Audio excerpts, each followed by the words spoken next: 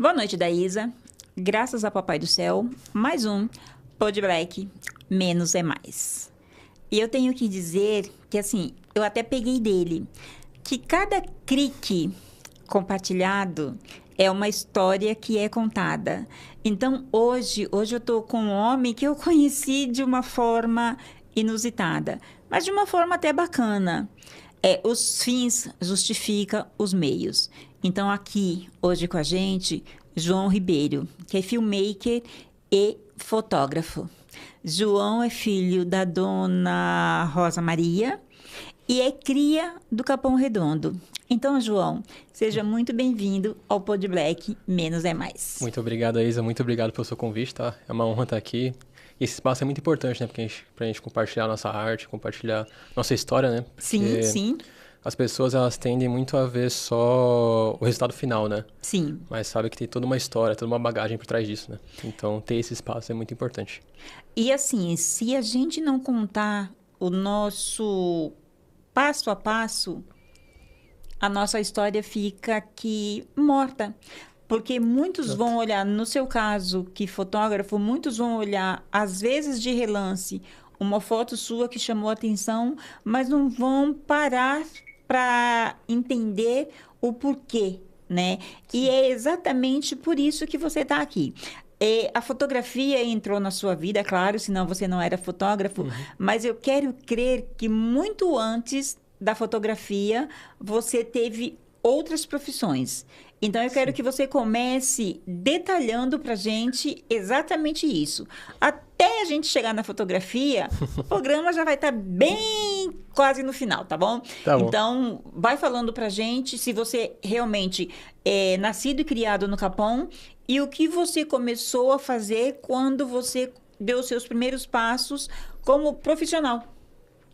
Ó, aí tem até uma testemunha aqui da minha história de vida, o Brendo, nosso amigo que veio aqui. Ele trabalhou comigo, inclusive, no meu início de carreira, assim, que não foi na fotografia, né? Eu me formei, sim, em produção audiovisual, que é parte de fotografia, vídeo, mas no começo eu não entrei na área logo de cara, assim, eu comecei a fazer muita coisa. Eu comecei no telemarketing.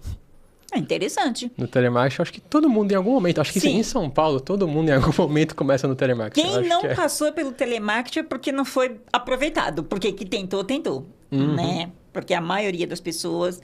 É a porta de entrada para o primeiro emprego, digamos assim. Sim, e é muito doido pensar nisso porque foi no telemarketing que eu conseguia me desenvolver melhor, em, tipo, em discurso, em falar, em me soltar mais. Porque até então eu era um garoto mais introspectivo, assim, ficava muito mais na minha. E no telemarketing não, né? No telemarketing você tem que falar com pessoas diariamente e eu trabalho muito na parte de suporte técnico.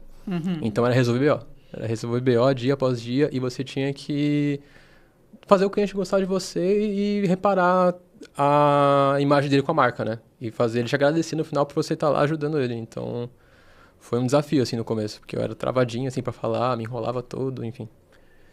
Mas foi uma parte muito importante da minha vida, porque foi o que me desenvolveu, assim, enquanto um profissional, enquanto uma pessoa, enquanto... pra me soltar mesmo, assim, no mundo. Tá, depois do telemarketing você começou a fazer o quê? Quanto tempo você permaneceu na área? Porque como foi uma área que te ajudou a se desenvolver, quanto tempo você conseguiu permanecer? Em telemarketing foi uns 4 anos, eu acho, mas foi assim, eu comecei no telemarketing, em 6 meses eu fui promovido para a área de qualidade. Então eu passei da pessoa que ficava atendendo ligação para a pessoa que ficava analisando os outros atenderem e, tipo, dando feedbacks, dando conselhos de como melhorar o atendimento com aquele cliente, no caso. Entendeu?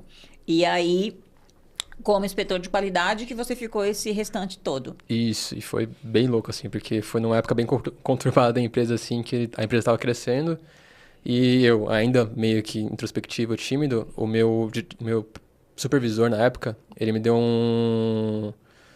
Eles estavam precisando de gente na área de treinamento da empresa. E, tipo, eu tinha que treinar as pessoas, assim, em diversas rodas de conversas e tal. Quer seja, te jogou no fogo. Me jogou no fogo. Pra ser realista, te jogou no fogo. Porque assim, com 6 meses, você ainda não tinha desenvolvido esse seu lado introspectivo. Porque pra mim, você ainda é tímido. Sim. Me desculpe a sinceridade. Não, tá tudo bem. Pra mim, você ainda é tímido. Então, a empresa precisava de alguém pra treinar. Opa, vou pegar o João, vou jogar o João no fogo e o João que se vire. Foi basicamente isso. Porque basicamente isso. A área de telemarketing, eles pegam... Não estou dizendo que seja o seu caso, mas Sim. eles pegam o menos pior, né? Eles pegam quem consegue se adaptar e joga na fogueira. E você tem que desempenhar o seu trabalho, Exato. que é para você permanecer ali. Entendeu? Então, porque isso aconteceu comigo também. Né? Não foi mérito só seu. Sim. Né? E eu imagino a saia justa que você não ficou. Porque assim, quando a gente entra num trampo, depois você é promovido, a gente se sente bem e a gente Sim. quer permanecer ali. Aí você tem que, né? Pular aqui, ali, acolá, porque os outros que entram, eles acham que, primeiramente, que você é o chato cagueta.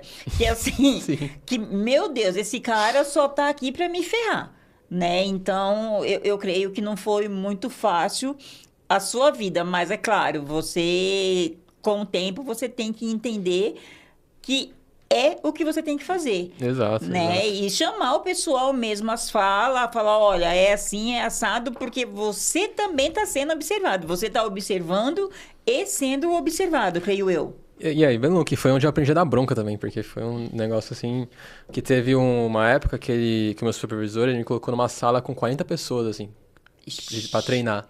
E era tipo adolescente não, vai, 18 anos, aquele pessoal que tá entrando no mercado de trabalho, né? E aí eu vi o pessoal bagunçando na sala, assim, como se fosse uma sala de aula, né? E aí, tipo, teve uma hora que eu me irritei e falei, gente, vocês sabem que vocês estão num trabalho, né? Vocês sabem que, tipo, vocês não estão aqui numa escola. Uhum. E aí foi onde eu comecei a aprender a dar bronca, aprender a ser um pouco mais bravo. Enfim, foi uma época bem louca, assim, mas foi muito interessante, assim, pra aprendizado de vida, pra tudo que é tipo de aprendizado. Ah, isso é interessante. Quando você saiu do telemarketing, você já estava bem mais preparado. Aí você foi para que área? Aí no telemarketing eu fui para a área de pesquisa de mercado, que foi uma empresa alemã, chamada GfK. Aí nessa empresa, o que eles faziam? Basicamente o trabalho que a... Como é que é o nome da empresa? O Ibope faz. Que instala uma parede de medição de audiência nas casas, e aí a gente coleta esses dados, e enfim. E o meu trabalho no começo era falar com a pessoa que participava da pesquisa de mercado. Tá. Então, quando você pesquisou o seu primeiro amor? meu primeiro amor? É claro, porque você fez telemarketing. Você depois foi para pesquisa de mercado. Aí você já não era mais aquele garotinho tão inseguro, né? Você já era, né? Quando você se deu por conta que você tinha pesquisado o seu primeiro amor? Ah, meu primeiro amor foi... Vixe, eu sou uma pessoa que... Que assim, é até interessante falar sobre amor, porque eu sou uma pessoa que se expressa muito escrevendo, né? Certo. Então eu escrevo muita poesia, muita cartinha, então... Eu lembro que sempre... Meu primeiro amor foi lá pelos 20 anos, talvez? 20 anos. Que foi uma menina do meu curso de inglês. E aí, nossa, e aquela coisa, né? Minha terapeuta me chama de emocionado, né? Porque eu sempre sou a pessoa mais emocionada, assim. Então eu lembro que eu fazia cartinha pra ela, eu desenhava ela, enfim... Mas foi bem interessante. É Heloísa é o nome dela. Eu até lembrei. Opa, então esse amor aí realmente marcou. Tá certo. Então a gente já falou do primeiro emprego, já lembramos da Heloísa. Agora eu quero saber de você, quando você fez o curso de fotografia, porque foi nesse decorrer, e o porquê você se despertou para fotografia. Porque assim, eu amo fotografia, mas eu não tive interesse em fazer o curso. Até pensei diversas vezes, mas acabei não indo fazer. O que te levou a fazer? Porque assim, fotografar é o ato de querer mostrar além do que os olhos da gente normalmente vê.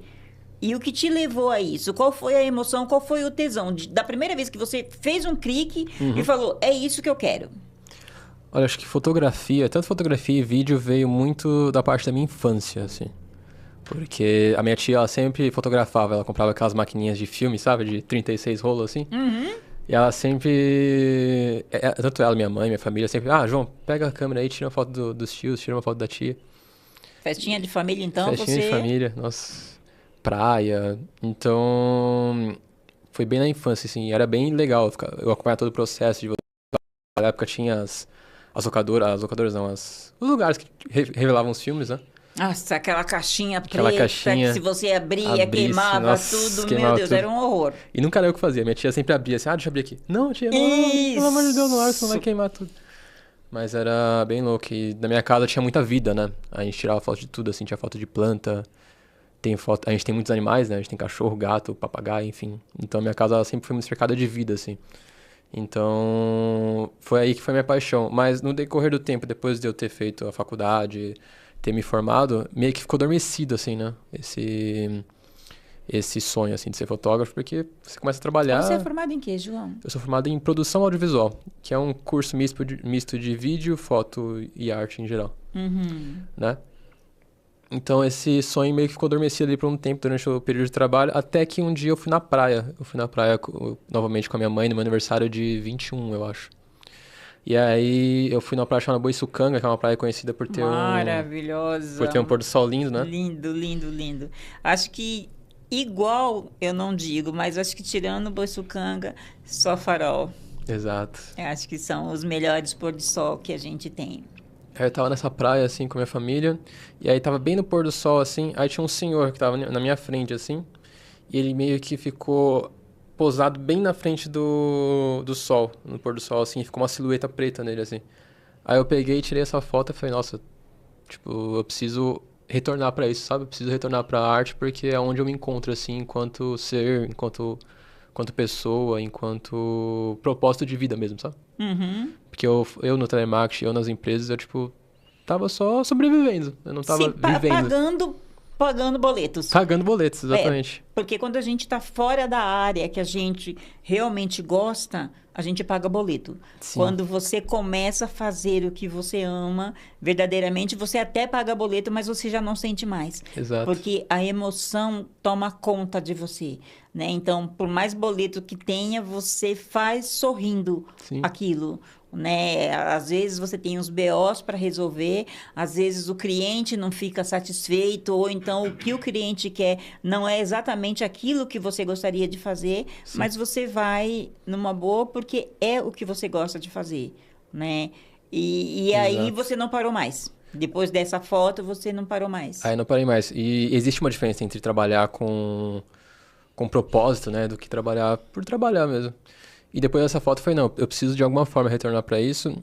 E aí, nesse meio tempo, eu estava na GFK, trabalhando lá, na pesquisa de mercado. E aí, só que essa empresa ela acabou fechando o projeto no Brasil.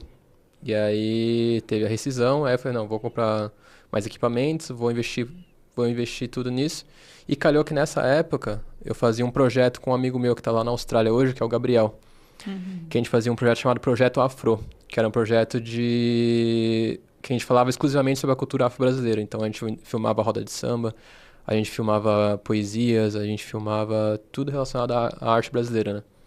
E eu tava nesse projeto e foi onde eu conheci minha casa hoje, meu principal parceiro, que é o BG Produções, que é um estúdio de produção musical e fotografia agora, que eu tenho um estúdio de fotografia lá. Então, eles foram meu principal parceiro e tô com eles até hoje, é tipo minha casa, assim. E aí, com esses projetos, calhou que foi indo, assim, foi fluindo, sabe? Isso é maravilhoso. Pega a sua câmera agora e faz de conta que você está, então, lá na BG, tá certo? Tá E tenta fazer a sua melhor foto nesse momento. Melhor foto. Porque a sua foto nesse momento vai estar incluída nesse episódio. Mas esquece que a Isa está aqui, esquece que você está no estúdio de fotografia. Tá. Se jogue mais ou menos naquele pôr do sol de Boiçucanga, entregue sua alma agora, só escuta o seu coração e tenta captar a sua essência. Porque Perfeito. depois eu também quero ver como que é captar a essência de um entrevistado fazendo o que ele gosta. E eu vou continuar falando. Esse é o diferencial, que aqui você não vai ter aquele silêncio, aquela ondinha batendo, aquela pessoa ali estática. Sim. Aqui vai ter uma pessoa que vai estar falando sobre a arte de fotografar. Porque eu malmente sei fotografar direitinho no celular. Às vezes eu acho que eu estou abafando e quando eu olho o celular eu falo, menina, como você... Eu tô falando e você já pode ir Ah, já fazendo. posso ir fazendo? Tá. E eu falo assim, menina, como você pode ser tão terrível fazendo isso?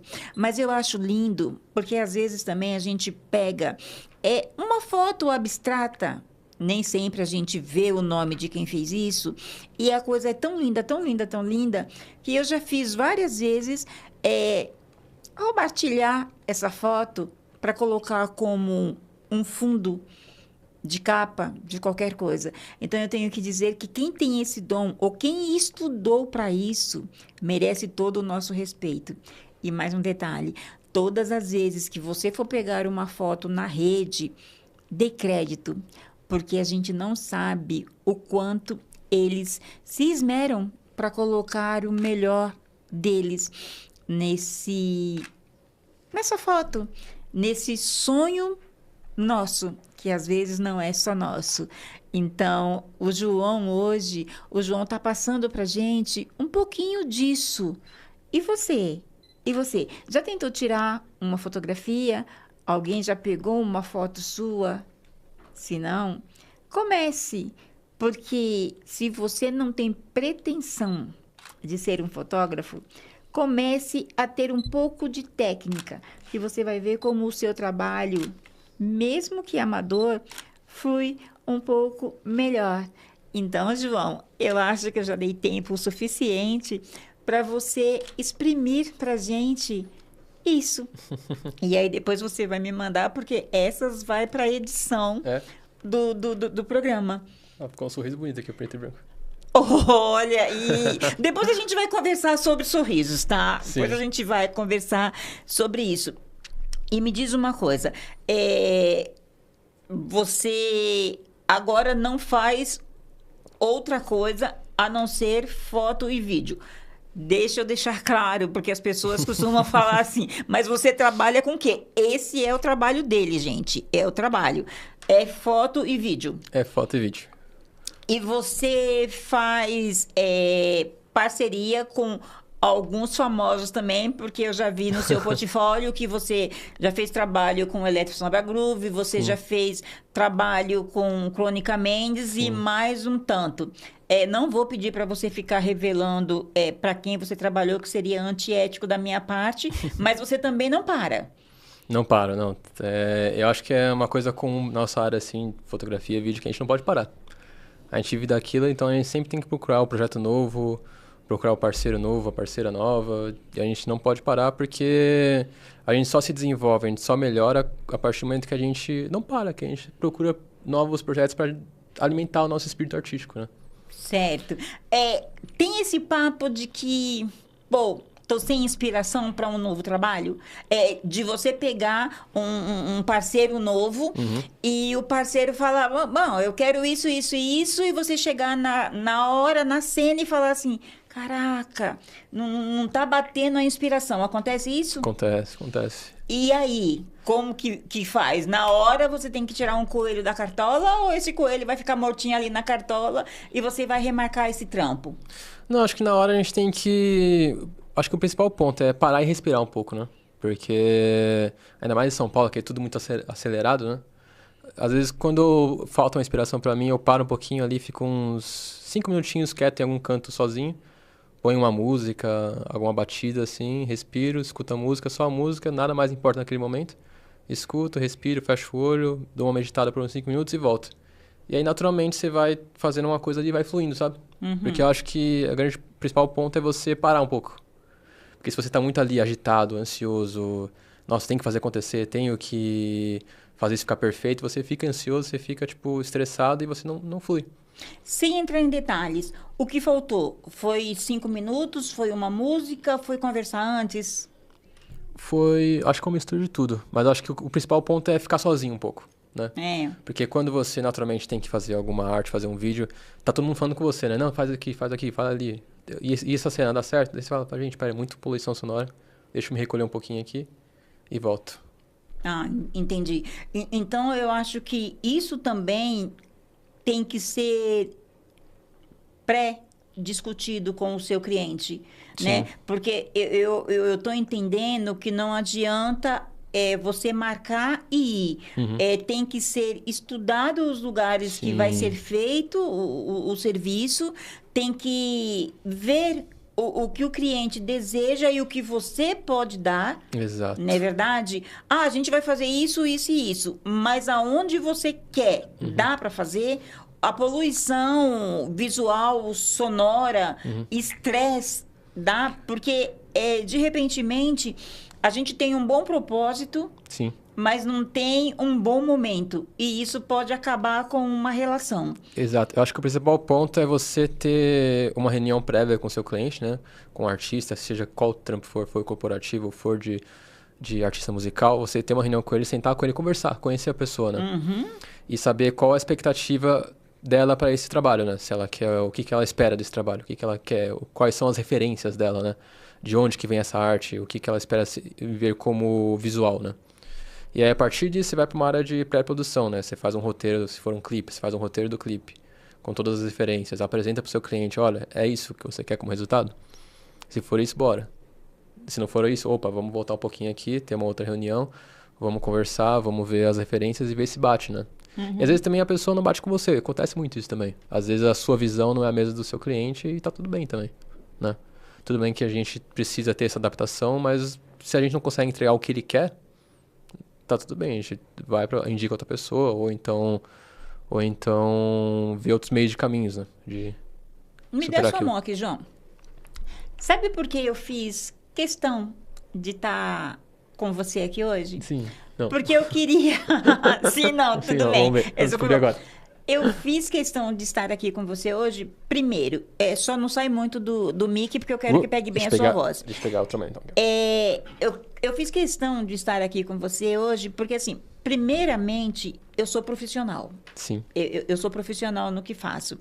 E quando eu me frustro por algo, eu quero entender o porquê eu me frustrei com algo. sim, E não teria jeito de eu entender se eu não tivesse com você aqui, olhando nos seus olhos e te dando o direito. Dando o direito não é bem a palavra. Permitindo que a gente conversasse, permitindo que eu entendesse o lado do profissional, Sim. João Ribeiro. Porque, às vezes, a coisa ela é tão feita assim, no intuito de fortalecer, e pode acabar destruindo uma relação. sim, Tá? Só que isso, gente, isso só interessa para mim e para o João. E para quem estava no meio do rolê. Mas eu quero deixar claro para você que a partir desse momento e da sua resposta, a gente vai fazer outro rolê.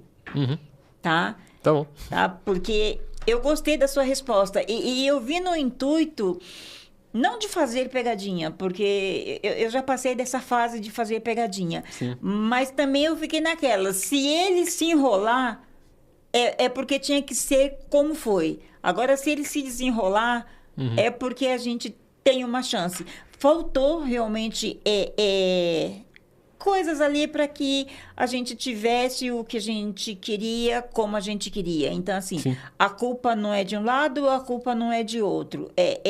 Era o momento e o propósito, Sim. tá?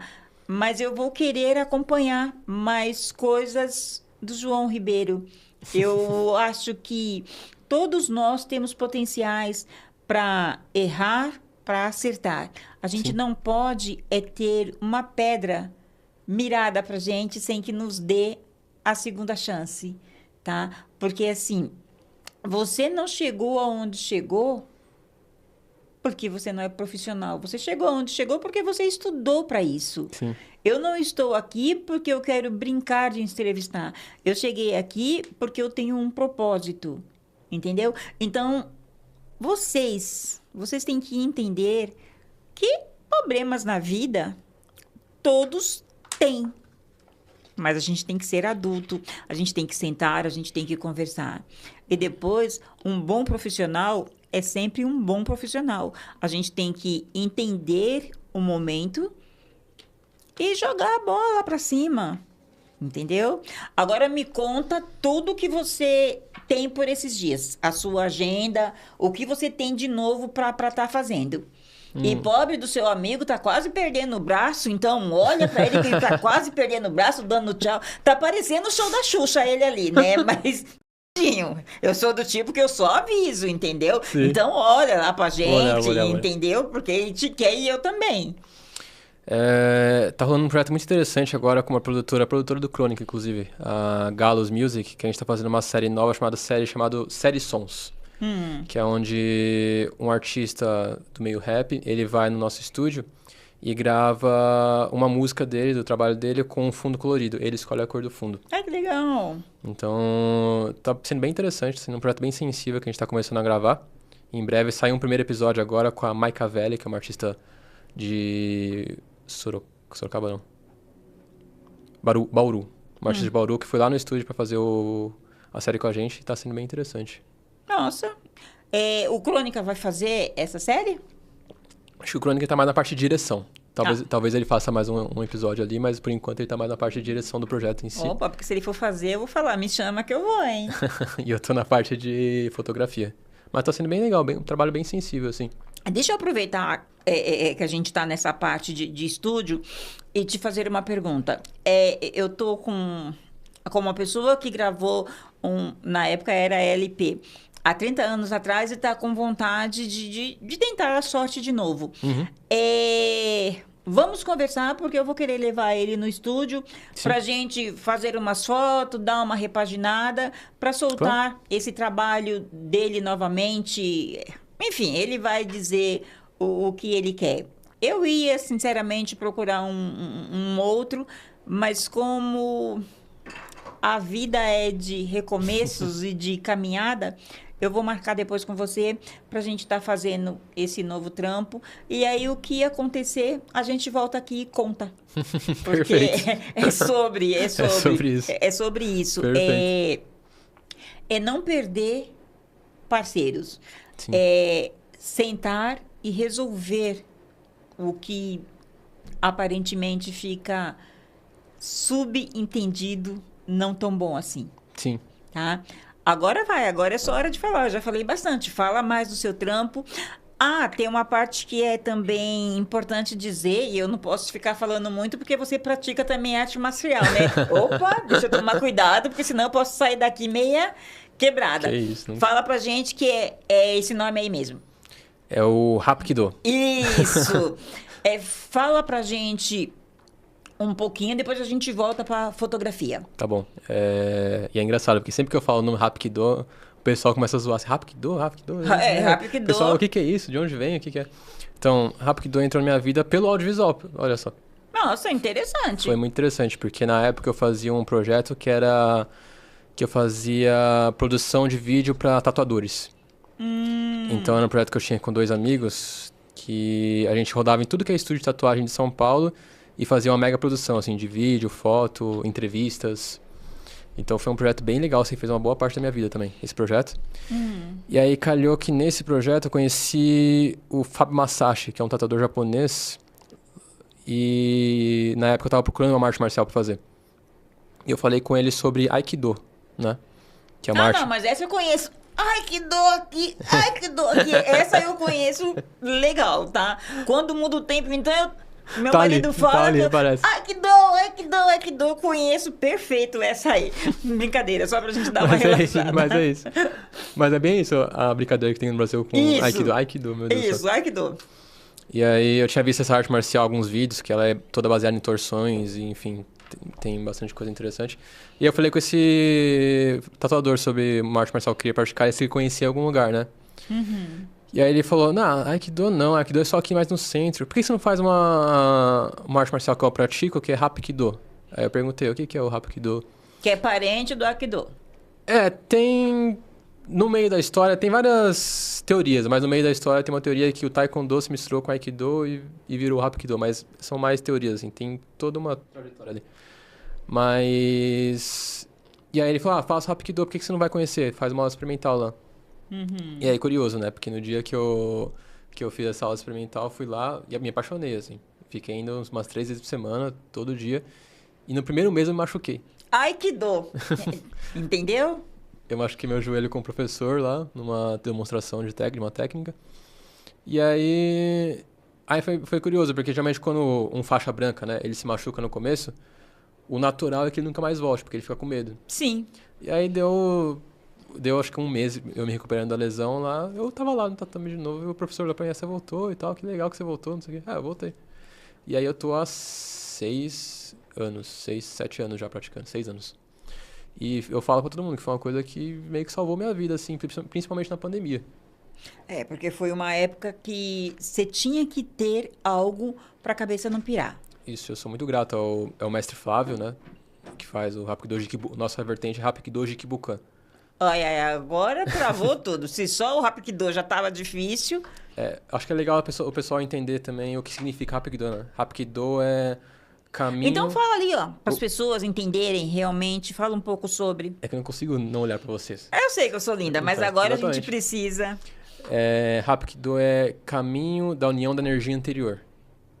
E a nossa vertente, que é Jikibukan, significa escola de homens honrados.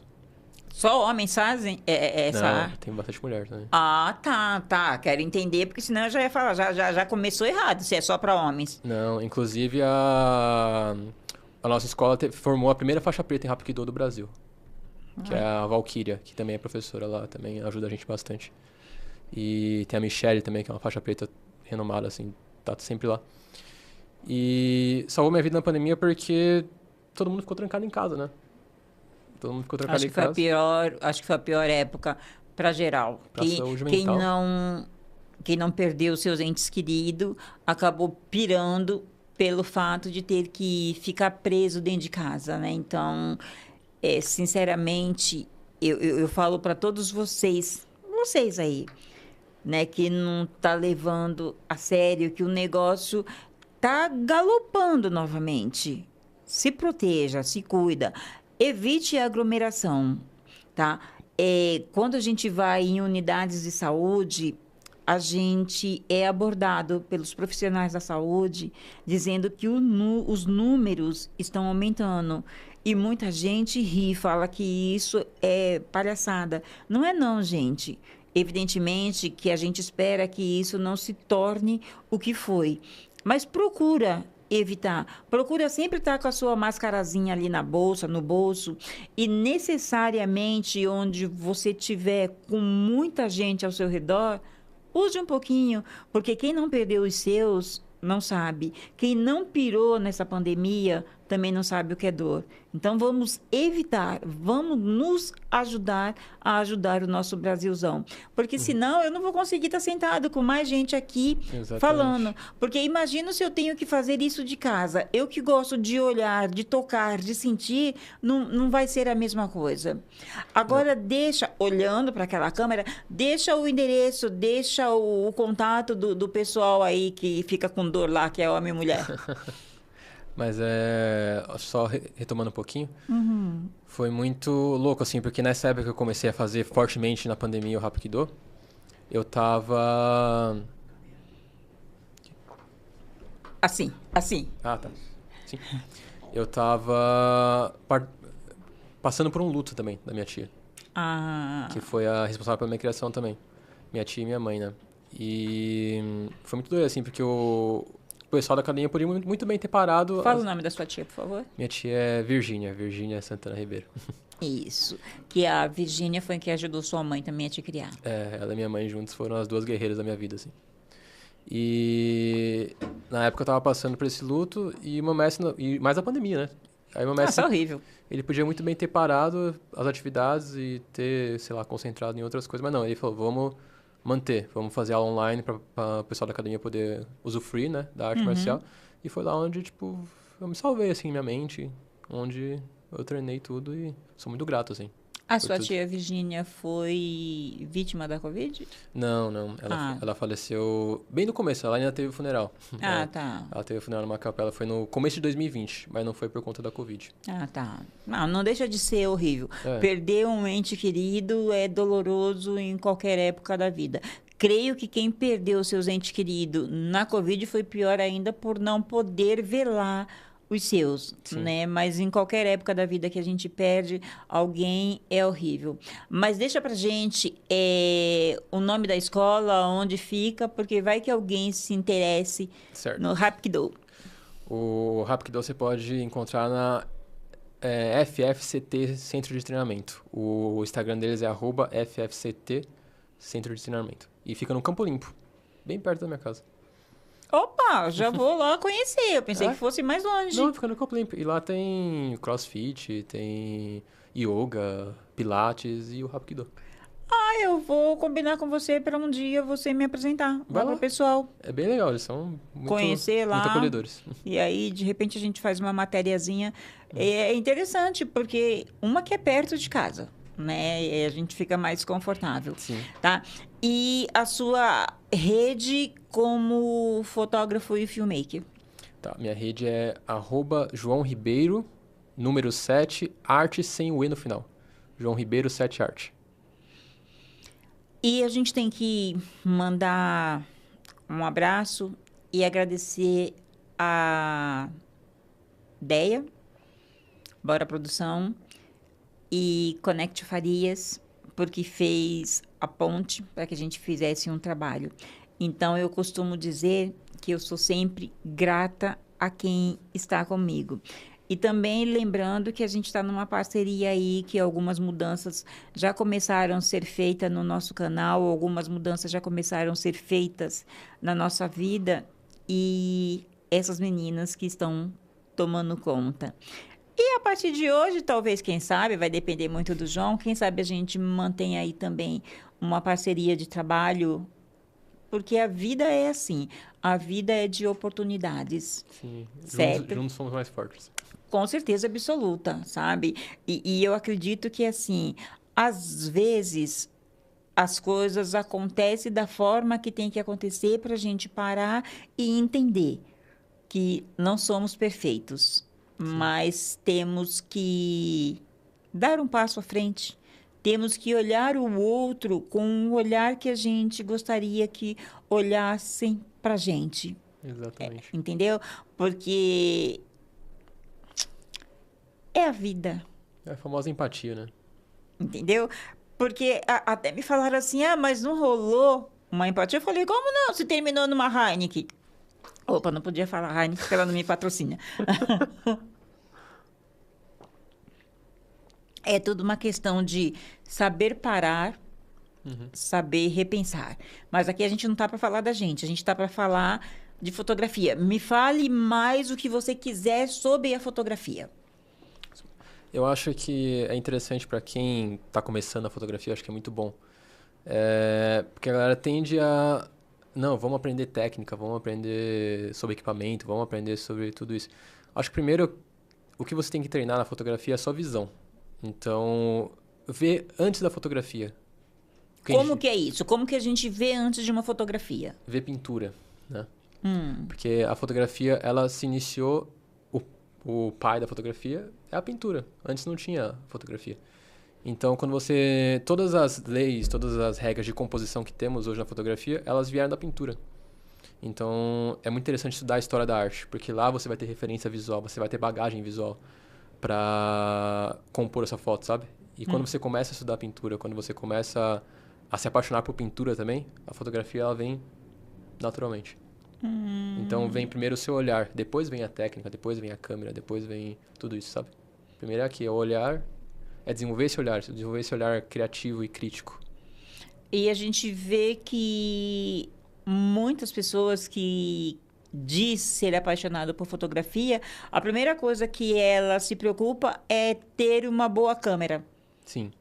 A boa câmera ajuda, mas se você tiver essa bagagem que você Exato. acabou de citar antes, porque não adianta eu ter uma boa câmera e não ter a noção do todo o restante. E pra quem tá começando, sinceramente, um celular já basta. O importante é você ir e fazer, sabe? Você se propor a fazer.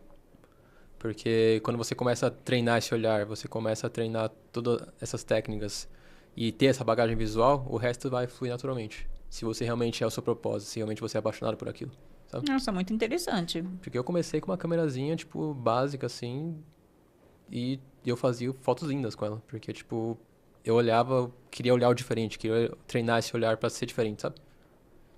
E, é claro, buscar referências também dentro da fotografia, que no Brasil a gente tem fotógrafos maravilhosos, assim. Tem o Luiz Braga, que é... Inclusive, tem uma história com o Luiz Braga que é bem legal.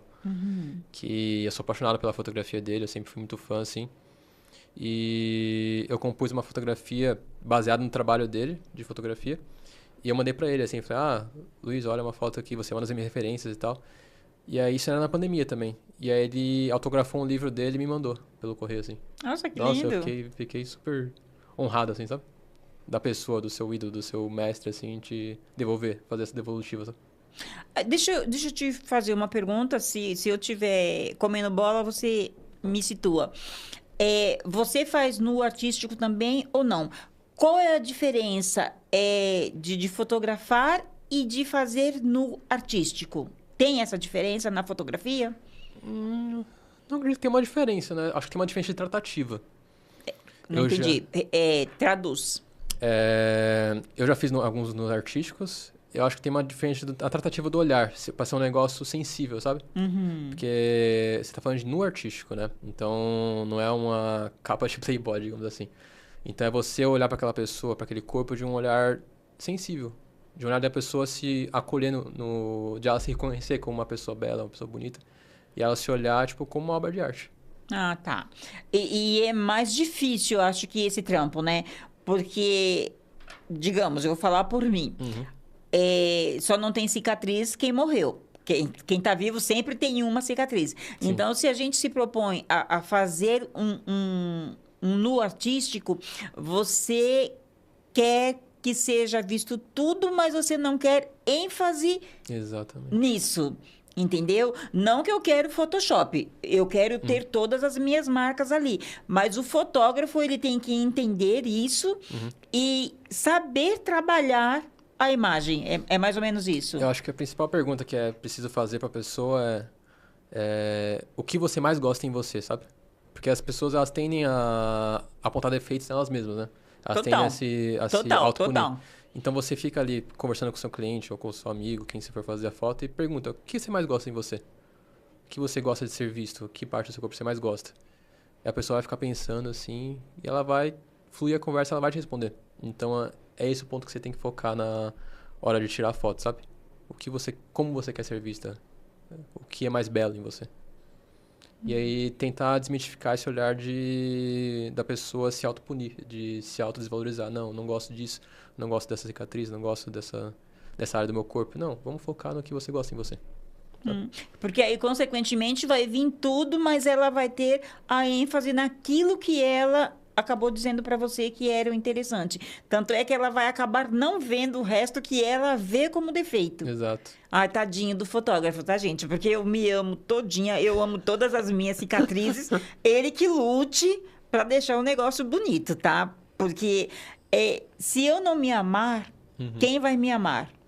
Então, é meio complexo isso. Tem aquele dia também do horror, tem aquele dia que eu não amo nada, né? Mas, geralmente, eu sou bem resolvida. Eu tenho umas fotos no celular que, assim, não mostro para ninguém porque Jesus, né? Mas, assim, amo cada detalhe, amo cada cicatriz.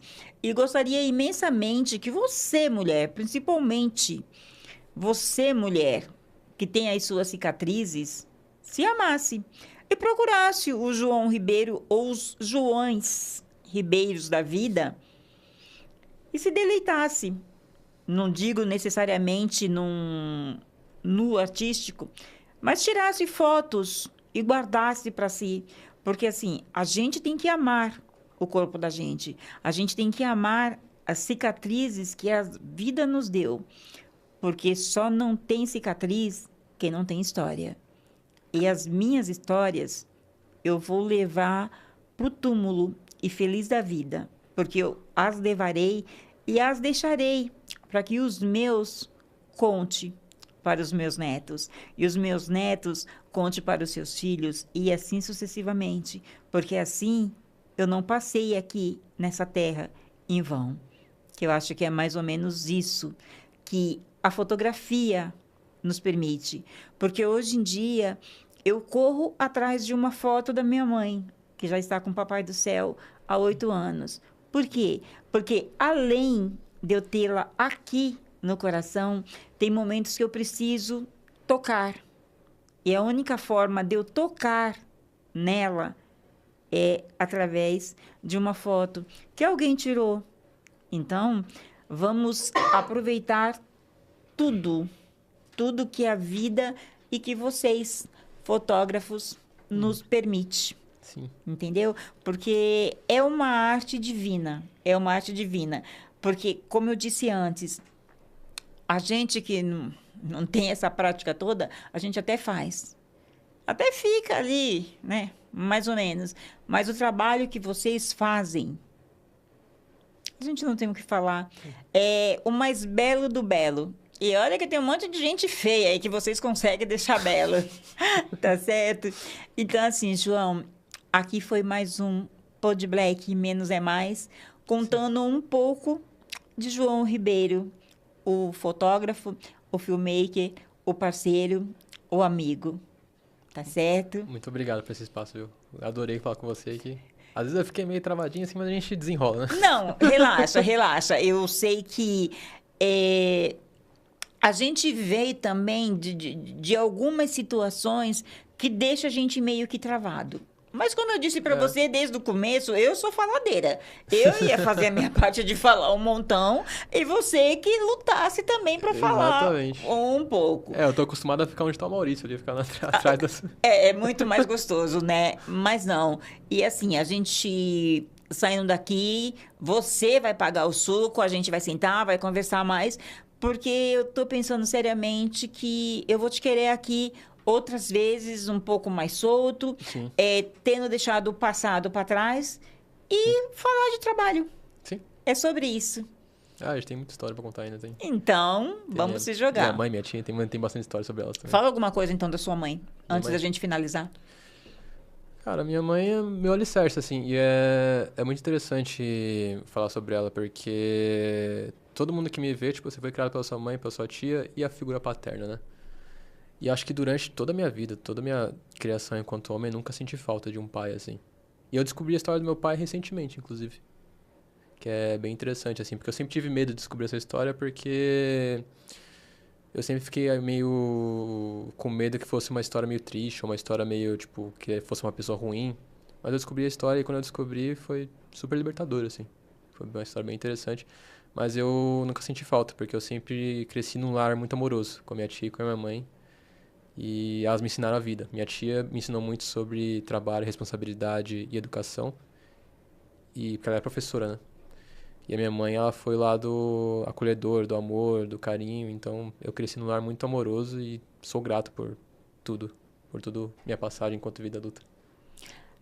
Eu só tenho que dizer que é assim. Mais uma vez, mulheres. A gente até precisa do homem. A gente precisa do homem principalmente para fazer o filho. Tem aqueles que vai lá, goza, faz o filho e goza o prazer de criar esse filho com a gente. Tem outros que não. Tem outros que só aproveitou o momento. Mas aí vem a parte gostosa, chamada mulheres, que bate no peito e diz, é meu. E a sua mãe, João, a sua mãe, a sua tia, são essas mulheres. São essas mulheres que criam um filho sozinho e faz com que o filho, na idade adulta, fala com esse carinho, que não sentiu falta do pai. Eu não sei qual é a história do seu pai e nem me interessa também nesse momento. Sabe por quê? Porque para mim me interessar pela história do seu pai, ele teria que ter feito parte da sua vida. Sim. Entendeu? Ele fez porque te fez. Tão somente. Mas eu tenho que tirar mais uma vez o chapéu para sua mãe e para sua tia e para todas as mulheres que criam seus filhos sozinho. Porque nós, mulheres, nós somos umas fofas, para não dizer aquilo que você sabe que eu ia dizer. E eu tenho que dizer também que, assim, a gente está chegando no final E família. Família é o bem mais precioso que temos. E filhos. Filhos é a melhor parte. E esse recado vai especialmente para você, Tiago. Meu filho, meu herói, meu moleque, meu menino, meu homem. Eu vou com você até depois do fim. Isso você não tenha dúvida. Você é meu. O amor que eu tenho por você não explica. Depois você paga aquela. E por hoje, gratidão.